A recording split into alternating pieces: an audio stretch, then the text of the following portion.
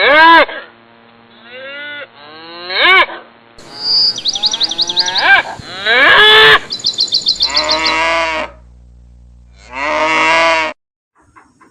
আলাইকুম।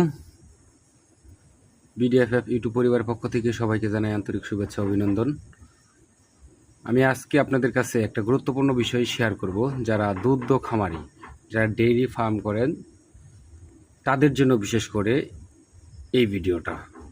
যারা দুধ খামার করেন তাদের খামারে কিন্তু প্রত্যেকটা গরুই লং টাইম খামারের ভিতরে বাঁধা থাকে। বাঁধা থাকার কারণে দেখবেন যে কিছু কিছু গরু আছে যে হাঁটতে পারতেছে না, পায়ের ভিতরে হালকা একটু ব্যথা অনুভব করে, এই যে দেখেন পাও ফালাইতে পারে না, বা খুরের নিচে সমস্যা হয়, যেগুলো একান্তভাবেই খুরের প্রবলেম হয়, সেগুলো খুর কাটতে হবে। আর কিছু কিছু ব্যথা আছে যে তারা একই জায়গায় স্থির থাকার কারণে কিছু কিছু সময় একটা পায়ে ভর কম দেয়। যে দেখেন আমাদের এই যে একটা গরু দেখেন, ওই যে ডান পায়ে একটু ভর কম দিচ্ছে, এই যে একটা গরু সামনের পায়ে, আর একটা কালো গরু দেখালাম ওটারও পিছনের পায়ে। তো আসলে রোগ আছে, তার চিকিৎসাও আছে। কিছু কিছু জিনিস আছে যে প্রাকৃতিকভাবে ন্যাচারালভাবে সেরে ওঠা সম্ভব। সেটা হচ্ছে এই গরুগুলাকে যদি আপনার নিম পাতার গরম পানি দেন পায়ের ভিতরে দিয়ে সেরে, তারপরে একটু হাঁটা চলা করান, একটা কাঁচা মাটিতে একটু হাঁটান, তাহলে কিন্তু এই ব্যথাগুলা অটোমেটিকই সেরে যায়।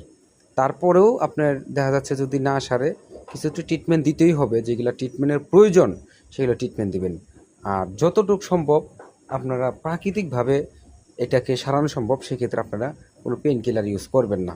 মনে রাখবেন, ওষুধ কিন্তু একটা সাপোর্টিং ওষুধ। যত কম ইউজ করবেন খামারের জন্য ততই লাভবান, এবং খামারকে লাভবান করতে হলে ওষুধ মানে যত কম খরচ করতে পারেন সেই দিকে আপনাদেরকে হাঁটতে হবে। তো এই গরুগুলা দেখেন, এই যে একটা পায়ে ভর কম দিচ্ছে, এটা যদি আমি টানা 7 দিন বাইরে বের করি বা একটু হাঁটাচলা করাই, তখন কিন্তু এই গরুটার কিন্তু ব্যথাটা কমে যাবে। তো আপনারা যারা দুগ্ধ খামার করেন, যাদের জায়গা নাই, আসলে অনেকে বলেন যে আমাদের আসলে জায়গা নাই, তারা হয়তোবা খুব সকালে বা নয়তোবা বিকালে, যারা শহরের ভিতরে থাকেন, রাস্তাঘাট ফাঁকা থাকে, তখন চেষ্টা করবেন একটা করে গরু নিয়ে 20 মিনিট আধা ঘন্টা করে হাঁটাচলা করানোর জন্য। রাস্তা দিয়েও হইলেও আপনার গরুটা যদি একটু হাইটা আসে, তাহলে কিন্তু গরুটার আপনার পায়ের ব্যথাটা সেরে যাবে।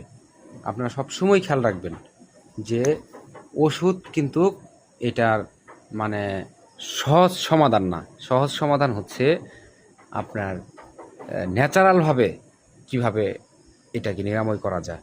ধন্যবাদ সবাইকে, ভালো থাকবেন।